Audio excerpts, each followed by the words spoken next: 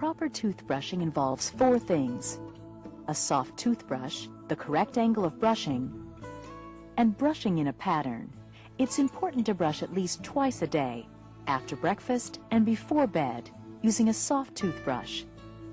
A soft toothbrush also makes it much easier to remove the plaque below the gum line, where periodontal disease starts. Use a pea-sized amount of toothpaste that contains fluoride. It might stop a cavity in its tracks and give you more resistance to future cavities. Angle the bristles of the brush along the gum line at a 45-degree angle. Apply firm pressure so the bristles slide under the gum line. Vibrate the brush while you move it in short back and forth circular motions.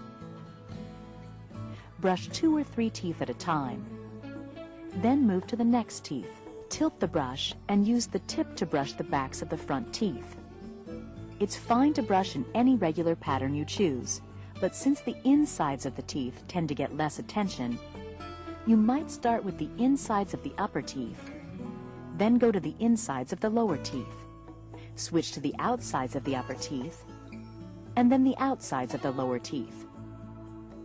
Brush the chewing surfaces of the upper teeth, then the lower teeth, and end by gently brushing your tongue and the roof of your mouth.